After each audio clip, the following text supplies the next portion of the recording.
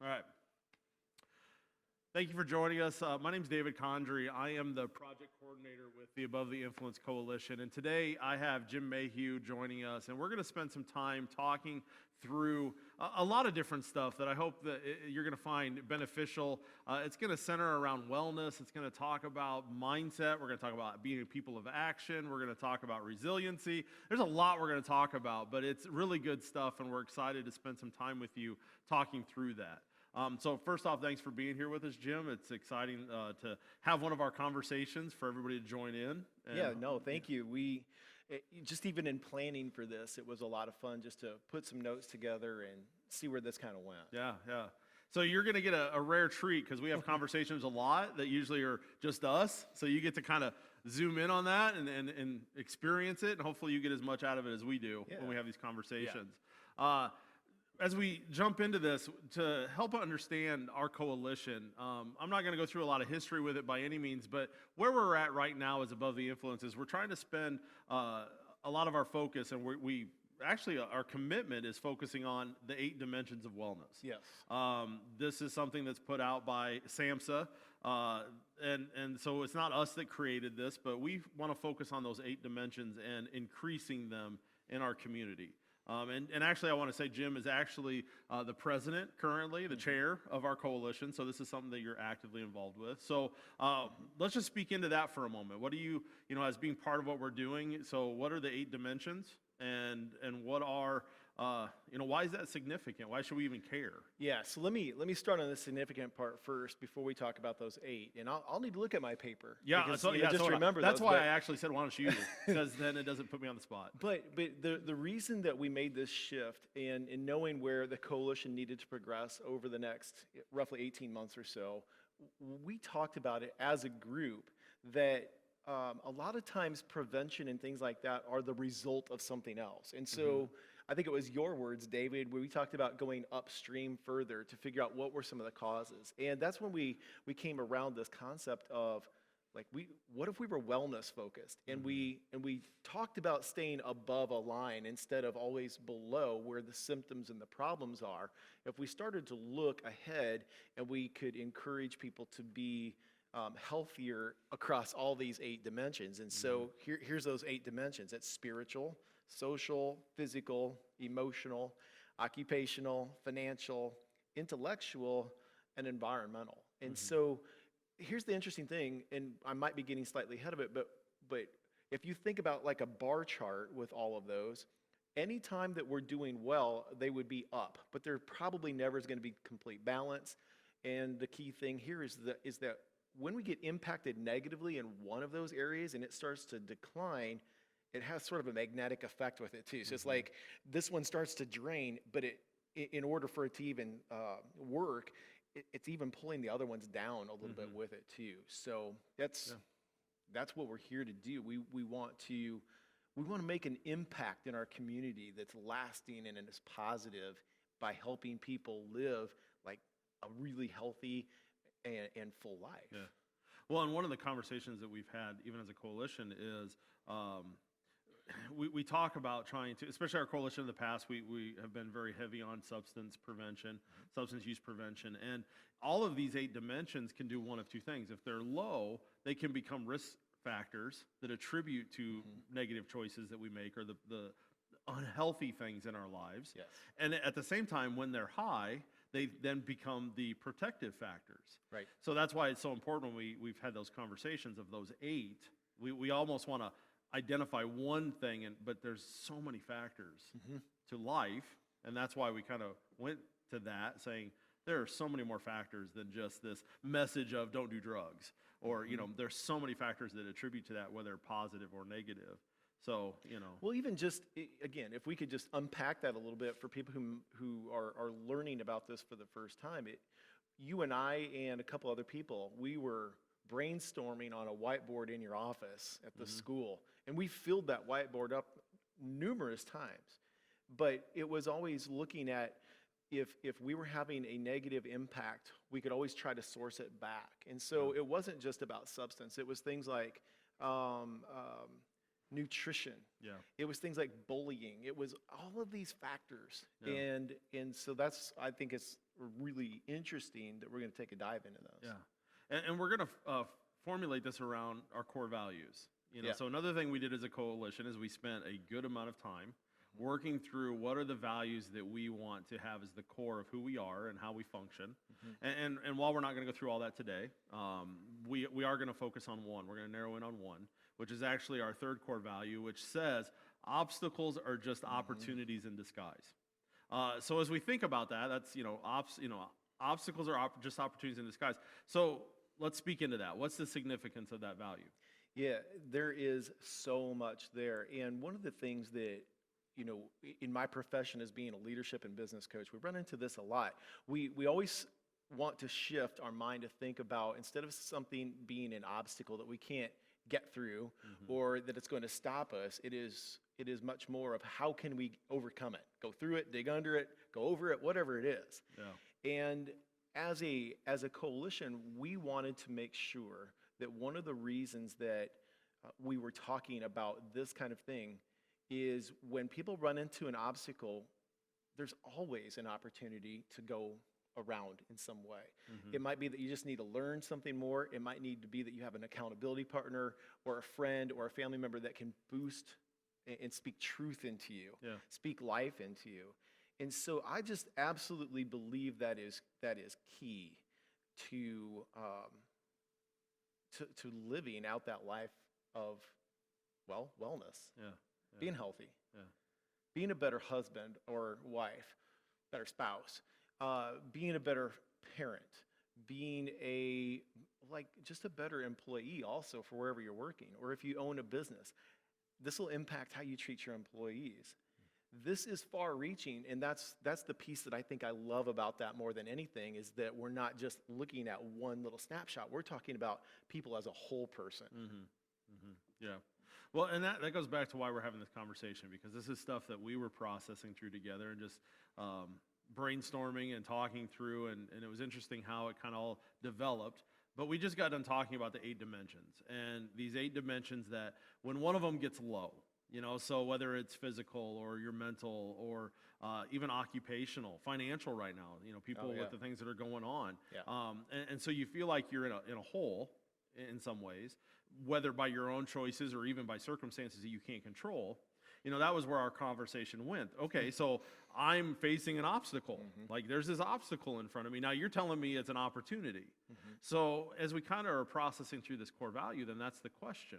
What are ways, or how do we approach this? And that's where our conversation we were hoping to have and kind of go is, okay, I have this obstacle in front of me that deals with my wellness. And I have 1 or 2 or 3 or multiples of these 8 dimensions that are lower than they should be. They're in a place that isn't necessarily healthy. Now I feel like I'm facing this obstacle. So let's talk through that. Like what are the things that we can do to start working and kind of putting that value into practice? Yeah, and I always think too, it's important to recognize what is actually happening. So many people are being impacted like through their job, which is then the ripple effect is through their finances. And so when that's occurring, strain, stress, worry, concern, doubt, fear, all of those things start to enter into the picture. And so that could affect my relationship with my spouse or my children. That's going to impact maybe the decisions I make around food, because food's a comfort source. So we turn toward the junk food and we eat that. So now it doesn't fuel our bodies well, and we just create this spiral. So when you ask that question, where we went to is we started talking around the word resilience, and having that mindset that no matter what we're bumping into, is that if we have a mindset that we can get through this, that we are going to get through this, that's where the resilience comes in. And so we talked about building resiliency. And so what that looks like, even looking at our notes here, is just the reminder that it means get out of your own way. I am my biggest enemy. I am the person that if I'm ever in a comparison mode, I'm usually comparing, where I'm at and where I want to be. So I can have these expectations. So building resilience helps me see that I need to get out of my way. It helps me adapt well in the face of adversity. Okay, so adversity, anything that's getting in the way of the life that we want to have or the project that we're trying to complete. That's the adversity. So we got to have that hopeful, optimistic, positive mindset. And then the other piece of what resiliency is that it recognizes that what we're still going through is challenging. Mm-hmm. It is an obstacle. Let's be real, okay? We're not going to say it's not a real obstacle. Mm-hmm. It really is. But it doesn't mean it has to stop us. And so it can be painful, but it's the resilience that empowers you to continue moving. Yeah. When I think of through some of those, especially that first one of getting out of my own way, and the first thing that pops in my head, even as you were saying that just then, is that mindset mentality where I look at my obstacles and I want to find the person to blame, or Yes. I need to find what's to blame. And while I'm not saying it's always my fault, I kind of feel like resiliency, a big part of resiliency is I might not be able to control circumstances, but I can control my responses. Yeah. And so when I think about resiliency, especially getting out of my own way, is one of my traps is something happens, whether it's my fault or not. It's easy to fall into that. I want to find who I'm going to blame for this. And now I'm in my own way, because now I've almost turned into this, like now I'm having my own thoughts and discussions in my own head of well, it's this person's fault, or I want to, it's the government's fault that this is all happening, or it's a family member's fault, or, I just want somebody to blame.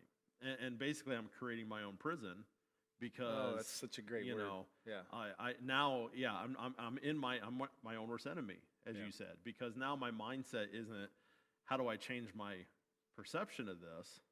It's I just want to wallow in who's to blame for the circumstance I find myself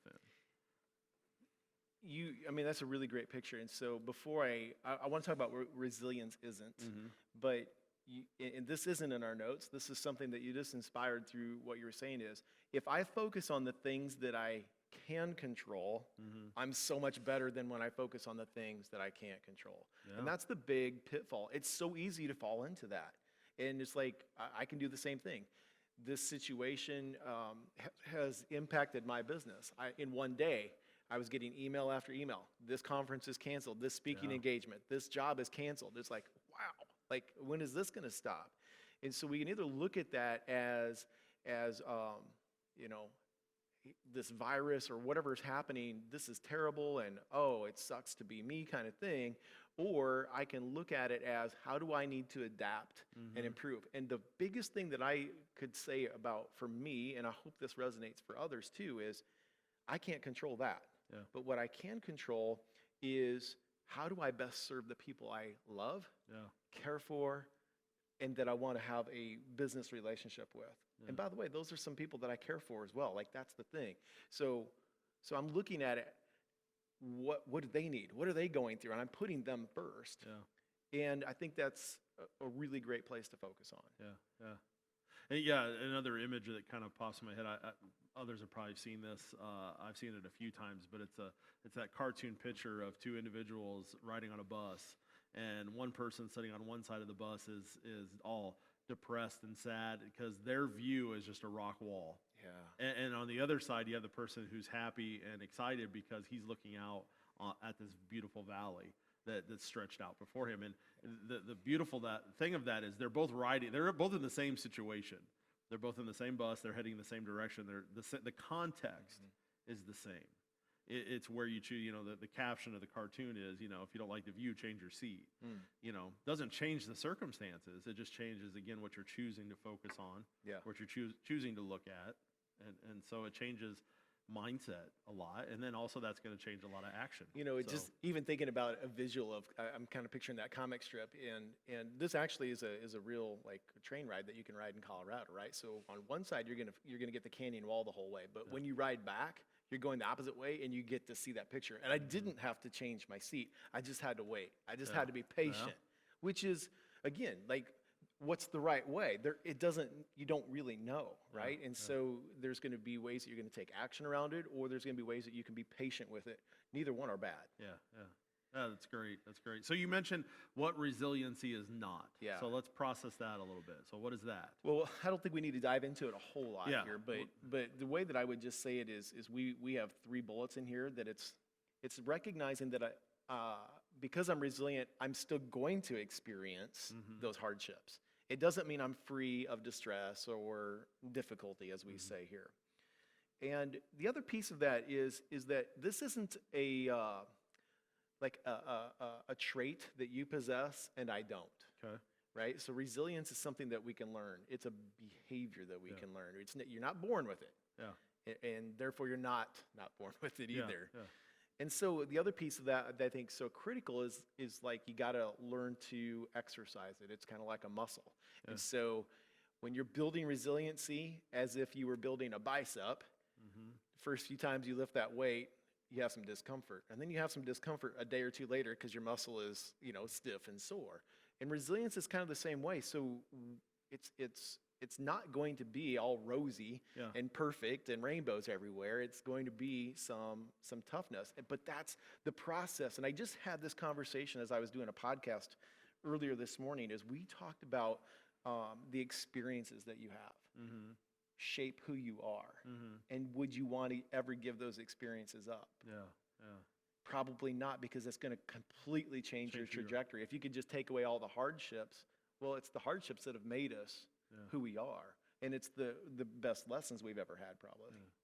So it sounds in some ways when we think about what resiliency isn't, just again, to kind of hit on this, is the first thing that pops in my head again as you're saying that is it kind of might, especially about it's not free of difficulty, is kind of the way we can fall into the trap, the grass is greener on the other side kind of. If I just get to here, like my life will be problem free, or if I just, if this happens, it's kind of like if I just was, had millions of dollars, like my financial wellness would be, and all my problems would go away. Right. But it's the reality that it just comes with a new set of difficulties. There's always going to be obstacles. Yeah. And so I think that was kind of what went through my mind with that is we need to stop trying to create the problem-free life and realize that difficulties are always going to come because that's part of life, whether, again, caused by me or circumstances surround me. Every one of us is going through difficulties right now, and we didn't cause it, So that's kind of what I was thinking, resiliency is this mindset, it's that muscle, build it, grow in that, because this is every day brings us challenges. Yeah. It brings great stuff, but challenges are also good stuff too, because like you said, it creates who we are. Well, and this may be set up in a later comment here too, but it's the idea of someday. Yeah. Someday when I finally get financial freedom, or someday when I finally have hit that optimal weight, or someday when whatever, fill in the blank. That can be a very dangerous place, because it's good to have hope. Yeah. But someday without some type of action and plan around it is just going to be another someday. It just the date just keeps moving out further and further. And so I always say it this way, is like you can't ever get to that someday if you keep doing the same day over and over and over. Yeah. Well, the definition of insanity, right? Right. Doing the same thing over and over again and expecting different results. Yeah. So it kind of fits how we. So that helps us transition into a big part of the conversation we had previously. Yep. Which was an interesting conversation because kind of back and forth where we were seeing it a little bit different, and at the same time bringing it together so it fit together. Was the tension that comes between mindset and action. Right. So we were having this discussion of what comes first. Does the mindset come first? Does the action, does action change the mindset? Does mindset produce the action? Like chicken and the egg conversation, right? Which comes first? And it'll be interesting how much of this comes out in our conversation now, because, just to put it so everybody understands, I was more of the team mindset. I was talking more about mindset. Yep. You were talking more about action. But what's interesting about our original conversation was we were coming from, again, our experiences. I was speaking into necessity of changing my mindset to produce action. So that's where I was coming from. So let's jump into that, right? This tension between mindset, which comes first. How do we address that when it comes to, how do they work together, I guess, and how does that fit? And we'll see where this goes. All right. Well, the interesting thing about having this conversation a couple of days ago versus today is this: you continue to noodle on it, right? Your mind continues to process and think through, and the speed of thought's pretty quick. So where I land on this is, I believe that one of the biggest cures to getting unstuck in anything. So let's just say I'm feeling stuck. I'm sort of in a crisis mode. And when I say crisis, that doesn't mean it's critical. It just means that I might feel like the end is never here. When is this all going to release? And I'm seeing I have kind of despair as an attitude.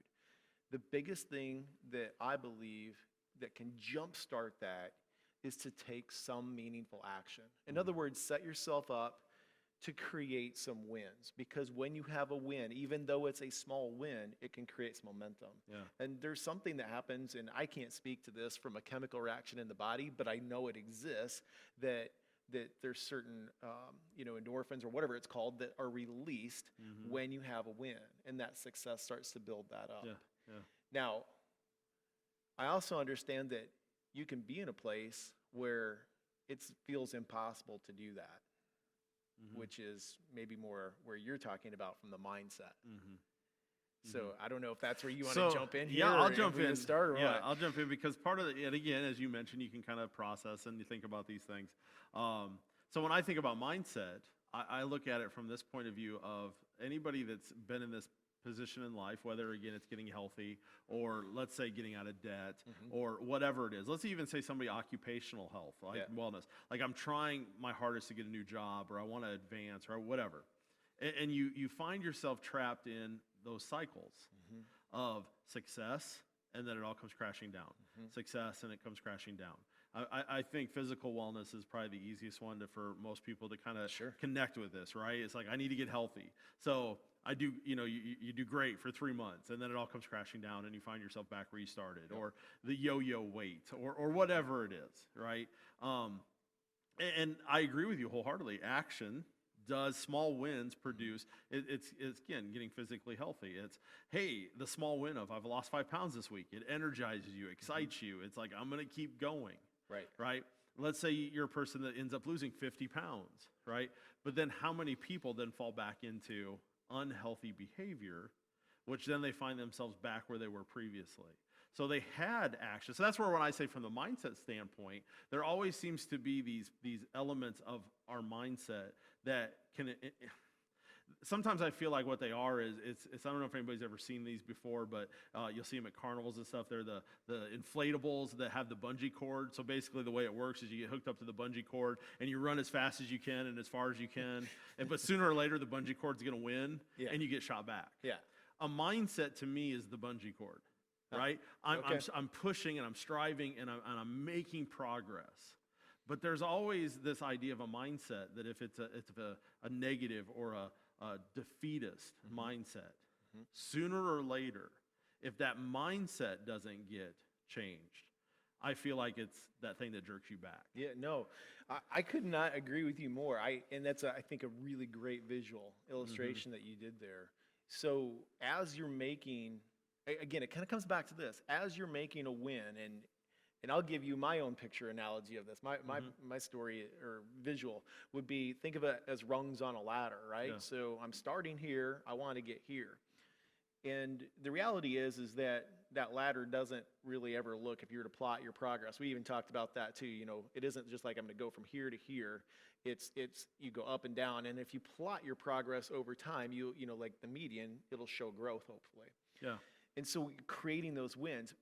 And I believe that has that impact on that mindset. But this is what it comes back to where we first started our conversation today, is that if I become vulnerable in one of these other areas, like there's a major shift. Let's say I'm working on my physical health, but then I have something that happens at church that affects my spirituality, and that starts to pull me down. That's probably going to have an impact over here too. Or maybe it was the job change. The layoff became permanent. It's not coming back. So now I know I have to go find another job. Well, that can really wear on a person, and from a stress standpoint, it's probably going to pull down some of these other areas. So it is important that you are focusing also on creating a mindset that, listen, I see where I want to go, and nothing is going to stop me. And that's, again, flexing and building that resiliency muscle. Yeah. Well, then, would it be safe to say, and this is something we said at our other, so this isn't in the notes, but let's make a conclusion point here, not in concluding our conversation, but Yeah. kind of bringing this. Changing of mindset is just as much of an action step as any other action step, but we neglect it. I think it's a Yeah. neglected That is a action great step. point. Yeah. So as an example, I have someone, and I've wrestled with this, but I'm going to use them. I'm not going to say who, because I don't have permission, and if they watch it, I don't want to get in trouble. But I have someone in my, and I've struggled with this, but I can't give the exact example like they are right now. Someone that I know that's currently in school, they're and they're doing great. They're getting really good grades, but they've always struggled with their own abilities. Their mindset Sure. is their first mindset is defeatist. Like, I'm defeated. I can't do this, right? It was really interesting just recently. They had a project they had to do for one of their classes. They did an amazing job with it, got a perfect score on it. They were very excited about it. And my first response after they told me how they did was, how much more of this needs to happen before you start trusting and believing in yourself? Yeah. Right? Yeah. And they laughed, but they was like, yeah, probably ain't gonna happen. They identified the mindset. The mindset is really locked in this, I can't. The first place they go is their own inability. Even though they have tons of wins, and they have several examples that they can look at and say, look, I got a great score on this, and I did great on this test, and I'm getting good grades, and I'm on the dean's list. Great wins, but the mindset is still locked because they're not actively also changing. Allowing that mindset to change. And it's hard. I don't want to make it sound like mindset is like the easiest thing to change. It's I wrestle probably with my own. I was going to say, it's probably the hardest. Yeah, I have tons of mindset issues that I struggle with. I think you're not alone, and the person you're describing is not alone. I think we all struggle with identity issues, and I'm just going to say this is where you place your identity and who you place your identity in might be the biggest shift that you can do. Yeah. And so I'm not going to dive into this, but I'm just going to say, for me, from a faith-based perspective, I know where my identity is, and when I live there, those things fall into place. When things aren't going well, it's because I have placed too much emphasis in my own my own identity, or that I hold your opinion of me higher than, say, a higher power's identity of me. And that, listen, not everybody's going to be there, and that's okay. But the thing that we are kind of concluding in on this is that when you can speak life into people around you, there is so much importance of connection, and that leads to growth. Yeah. And growth also leads to connection. So when you create those wins, and you have, when you can look back, this is a great thing that maybe you could pass on to the person you're speaking to, is just look at the history. Yeah. How many times? And sometimes it's so easy to, we can mentally catalog it, but we just we put it on the back shelf instead of looking at it and bringing it out again, saying, this is actually a coaching technique I use, is how did you solve this before? Yeah. When you're bumping into this and you think this is a problem, I can't do this. Was there a time when you felt that way before? Yeah. What did you figure out? Yeah. As a coach, my job is not to solve it for them. Yeah. My job is to show them by asking them, and to help them be reflective and introspective around it, to see, wow, you know what? I actually did that before. Yeah. Mindset to me really comes down to truth, meaning we live in a time of multiple truth. But I'll quote somebody that I like to listen to quite a bit, and at least he says it. I don't want to say he's the one that created it, but Ben Shapiro, I like one of the things he says is, truth is truth. Everything else is your opinion. Yeah. To be truth means it's truth across the board, and opinion. Now, I bring that up for mindset because I feel like many times my mindset, especially the negative stuff that I want to focus on, I'm basing it more on my opinion than my truth. or on truth. So example would be, there might be a lot of people that struggle with self-worth issues, and I don't deserve things, or I'm not smart enough or good enough, or all of these things. We want to discredit ourselves. And that really comes down to a lot of opinion versus truth. Yeah. You know, the value of each person, the value that you have. And that's one of our other core values. Core value number one for us as a coalition is you matter. You matter, right? yeah. This idea that every single human being has value and worth because of the fact that you're a human being, that you're unique, and that you are someone that is special because you are you. There's no other you, you know? So that's truth. Yeah. But we fall into a lot of opinion Yeah. with mindset. You know, just a little bit of a side way to take that also is this is some stuff I'll use this when I'm coaching inside of a business, or when I have a coaching client that's just, we're working together outside of business, is you are not a product of your last name. You are not a product of your bank account, or the grades that you got in school, or your athleticism on the field or on the court.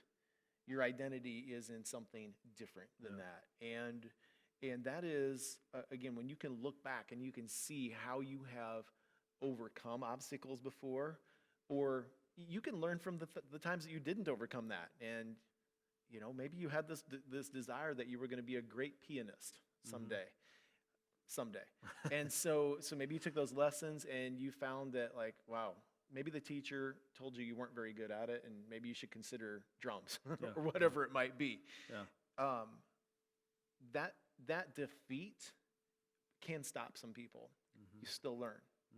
And I believe that the only time that you ever stop learning, that you ever stop growing, is when you die. And I would just remind anybody watching this video is that when you die, you might continue to live for another 25, 50 years.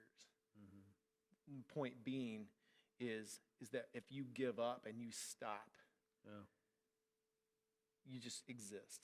And we were not put here to exist. We were put here to impact others and to serve. You know, that's it. I don't know, that's almost like a segue maybe into our next section here. Let's go there. Types of action, but Well, and yeah, I think it's a great segue. You know, we had I think this was part of our conversation before, and it came to mind again, so I want to share it. Is the other thing that we think about the impact is sometimes we get down on ourselves because we think we have to make this huge splash in life. You know, success is I have to be well known, or I have to. And one of the things we talked about was some of the greatest successes are things that we never even heard of from other people. You know, we think about some of the people that have made the largest impacts in our world throughout the history of our world. We focus so much on them, but we don't look at the men and women that might have been behind the curtain that impacted them.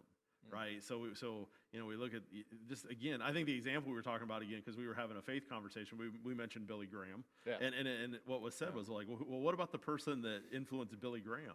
You know, this unknown person that we don't have a clue, you know, who he is, but you see the impact that this one man had on the world. But that wouldn't have happened if it wasn't for this huge impact that wasn't on the world per se, but it was on the world of this one individual who then was used to make this. So it's almost like you can sit back and say, I impacted the world because I impacted that one. You know, so again, that was part of our conversation, is sometimes we look at our lives as failures because we don't feel like we made the big splash. But we don't know how our big splash in one life created a big splash. You just open up Pandora's box a little bit, because but at the same time, I think this is good. Let's dive into something, because what you just illustrated was we are thinking the big splash is something we're going to see. You and I, we've talked about it so many times. Andy Andrews is one of my favorite authors, and he has a talk about 10 minutes in length. You can find it on YouTube. Well, maybe we could even link to it. And it's called the butterfly effect. And it's based on the theory from the 50s or 60s that if a butterfly flapped its wings on the opposite side of the world, it would set molecules in motion that would impact weather on this side of the world. Well, it's been proven through physics that actually, I mean, there is a butterfly effect to it. But what Andy did is he studies history and he loves biography. And so what he was explaining in this talk was that every decision that we make right now, the fact that we're recording this video could have an impact that we won't see for generations. Yeah. Just as there was, if you trace back the time that you and I have known each other, we aren't sitting at this table outside of one seemingly insignificant action one time. Yeah. You saying yes to an invitation, show me the Revolution building. Mhm. We knew each other, but that sparked a friendship. Yeah. That's now what, three years Oh, yeah. old well, at 3, least. 4, yeah.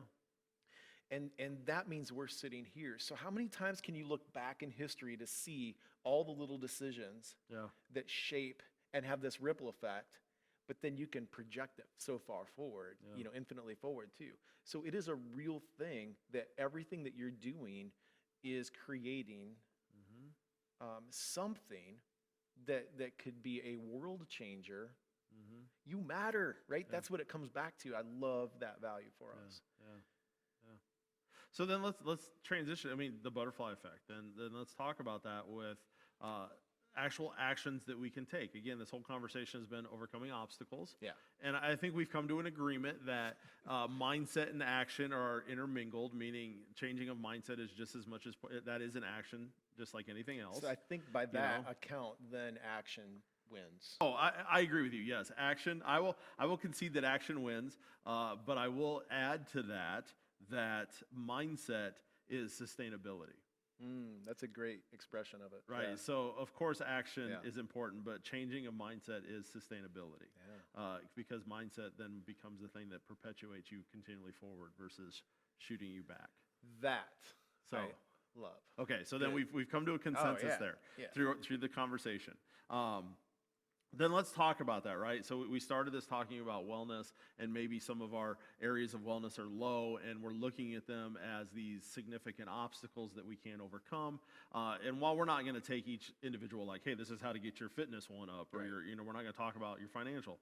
Let's just talk then about what are some just universal actions that we should be focusing on in life, and saying, these are some ways that we can take advantage, and where do we start in moving in a positive direction when it comes to wellness overall in life. Well, yeah, and I think, David, it comes down to, again, I like the way you expressed that. Think of it as guidelines, not to-dos necessarily. And so really the first thing is, don't try and go it alone. That's one of those things is I said a few minutes ago, growth and connection. And so that is so important. So one of the first ways that you can start something is figuring out, just maybe even talking it through with somebody and saying, I've got an idea. There's power when two people sit and have a conversation. So many times that conversation just goes off into space and it's gone forever. That's why I'm a big advocate of just writing some things down. Like create a list of ideas every day. Create a list of things that you want to do. Even if you don't do them, the act of writing them down, they'll start to stick. So that power of conversation, just as an example for people watching, is the conclusions that we just made here. We weren't there when we had that conversation last time. We weren't. When we ended that conversation before, we were both still kind of like mindset versus action, right? So even here, this wasn't something we had written down like, hey, we're going to get this point out. This is the conclusion that we want everybody to hear. Right. So even just this shows, the significance of conversation and talking things out and through, and idea sharing, brainstorming. It's energizing. It does bring, It doesn't matter if you're an introvert or an extrovert. It doesn't matter. Those things, like you may be a verbal processor, or you may need quiet time and alone time to think. So like in our two examples here, the conversation that the audience hasn't seen compared to the one that they have seen is we processed out loud. We had free time to think about it, prep for this. What are we going to talk about today? And then we arrive at kind of a cool place today, which is good. Yeah. So it's just another way of confirming that that's not, that works. I'll say it that way. Yeah. Another thing that we have written down here that I really think is is important is being proactive and being mindful and understanding that feeling overwhelmed can feel like a a point, right? When I'm overwhelmed, I know for sure when I'm overwhelmed, action for me is very tough to take because it's like, why? It won't even matter. Yeah. It's like throwing a pebble into the ocean. Hey, mindset. Yeah. Right. And so, and it kind of comes back to what I was saying earlier with, how have you overcome obstacles and challenges in the past? If you didn't have something that you could hang your hat on, and we've all had it, because when we were born, we didn't know how to walk. Yeah. We fell down hundreds of times. Yeah. We probably banged our heads, had some goose eggs, and we certainly had some bruises out of it. But now we have the ability to walk and run and jump and all these other things. So we have, like, it's part of the human experience. Yeah.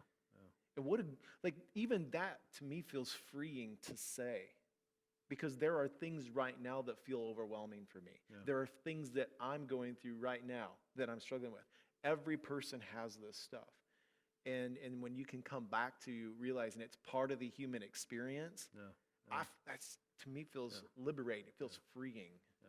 I want to say this real fast, because some people that might be listening to us might be looking at their lives, and maybe it's been they just feel in a decline for so long that they're really struggling to find that thing to hold on to, right? Like that what you're talking about, and so some people might be there that they're I don't have what to hang my hat on, and so I would just say to that is that the thought that went through my head was, we can all hang our hat on this one thing, even if we're struggling to see something. I feel like we can hang our hat on.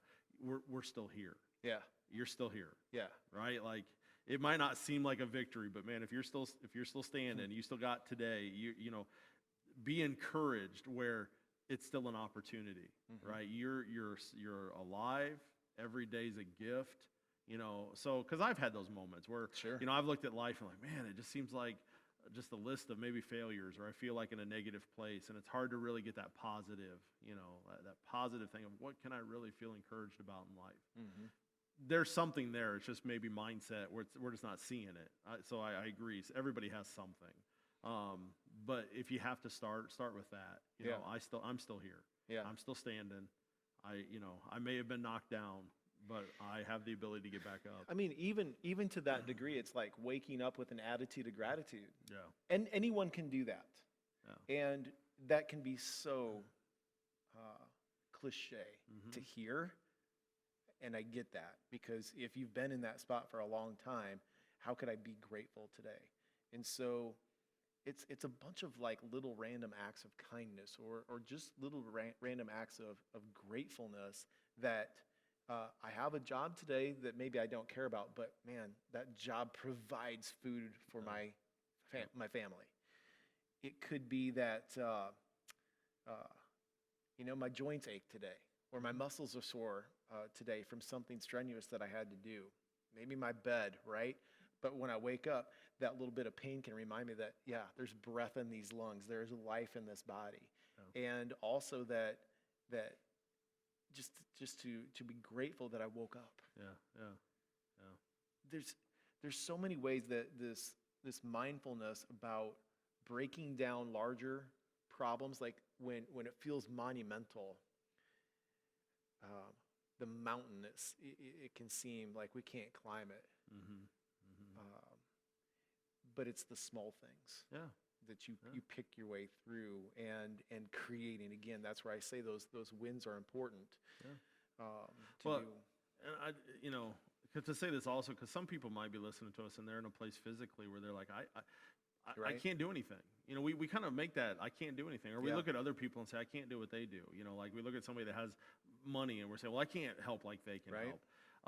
I just want to share this story real fast. We have somebody, part of our church, that only known him for a couple of years, but he's somebody that a lot of people in the world might look at to say he doesn't have a lot to offer, doesn't have money, doesn't have a lot of influence. He's not a leader. You know, he's not going to be a guy that goes and changes the world in the sense of, you know, like he might be that person that somebody would look at, or he might even feel it's like, I can't do anything. But here's the thing. He is somebody that just yesterday, he will call myself, usually every couple of days, you know, at least once a week.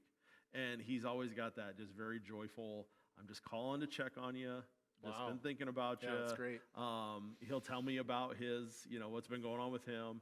And then every time, and it's somebody that this brings him so much joy too, because he's making that human connection.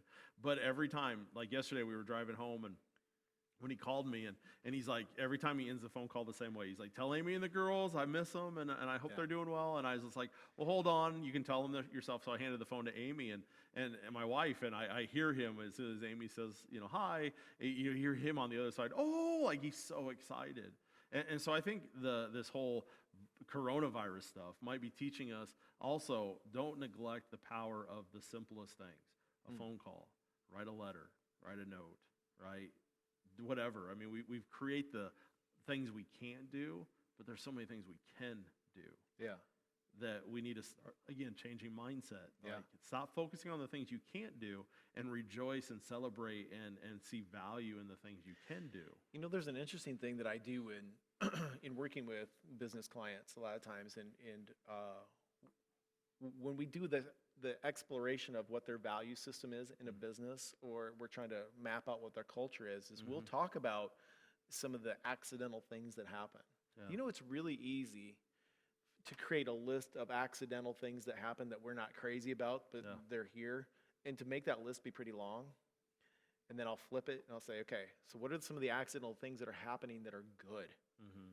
People do struggle to see it. That list almost universally is shorter. Mm-hmm. So here's the thing. Just if you could, whether you want to journal, or it doesn't even have to be that formal, but if you could just do a mind exercise of trying to figure out what are some things today, who could I encourage? Mm-hmm.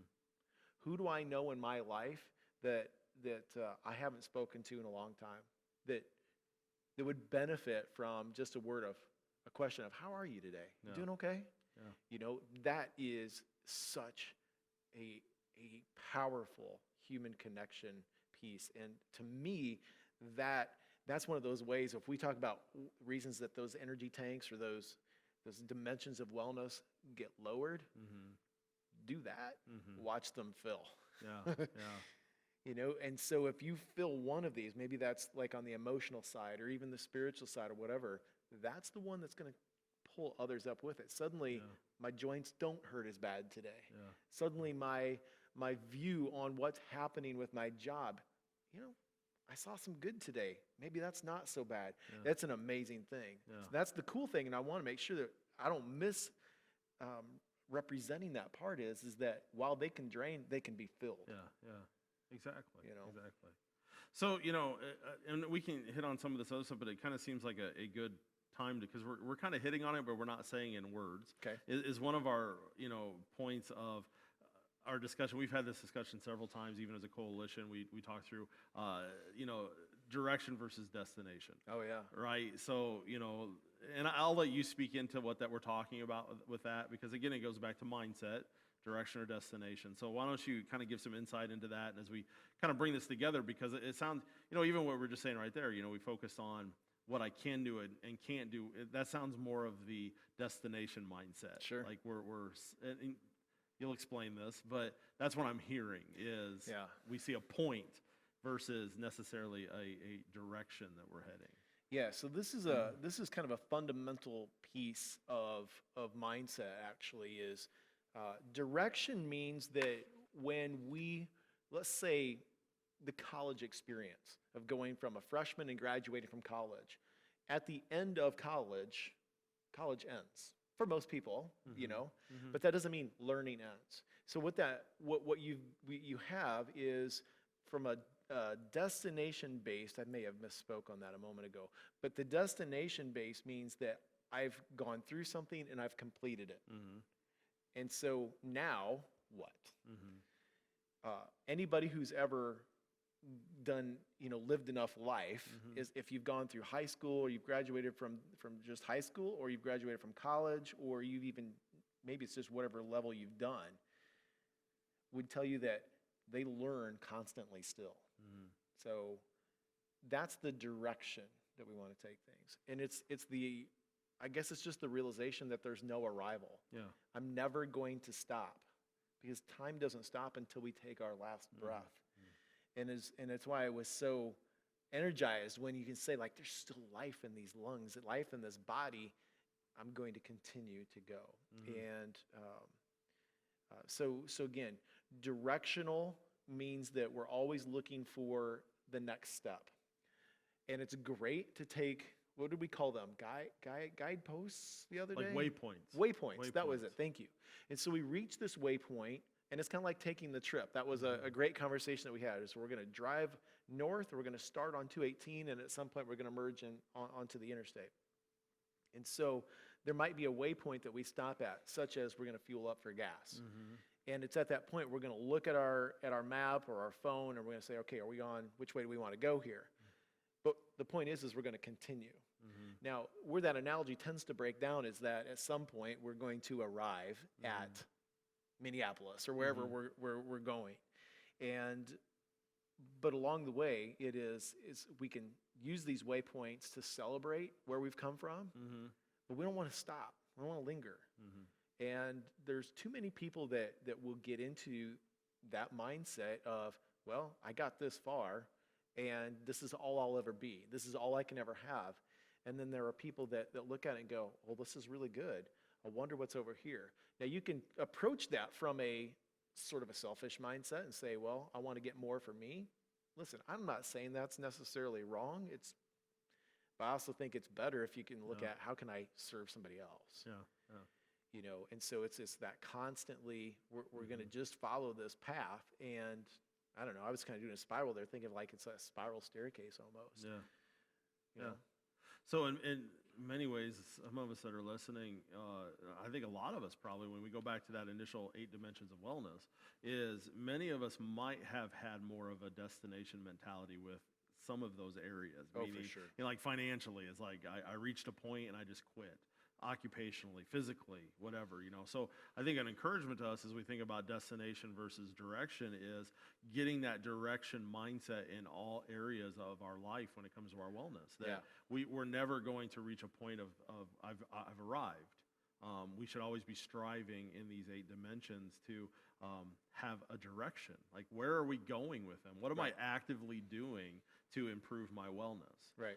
Because it kind of goes back to that old, you know, kind of that idea of once you start moving forward, you're actually going to start moving backwards, right? You know, and if we're not moving in a positive direction in any of those 8 dimensions, we may be able to maintain for a while, but sooner or later we're going to start creeping like in a direction we don't want to go, or we're going to miss out on what was possible because we stayed in this place. So I mean, I think that's just kind of a good mindset when we think about, you know, again, how are we approaching obstacles in our own wellness and our own how, you know, living the best life we possibly can. And again, letting go of some of the traps that doesn't necessarily mean your best life has to be the best car or you know, the best house, but it's like, you know, you're living it to the fullness that's possible for you. You know, so that's kind of what I think about when I think about destination versus direction. You know, and I've had moments in my life, you know, I actually think of occupational. I had a moment, this is probably 10 years ago, I was striving, I went to school, college, I was striving for a position. I got the position. I remember very well, very vividly, the moment where I looked at my wife and I actually said the words, we've arrived, right? Because everything I'd been working for, we had.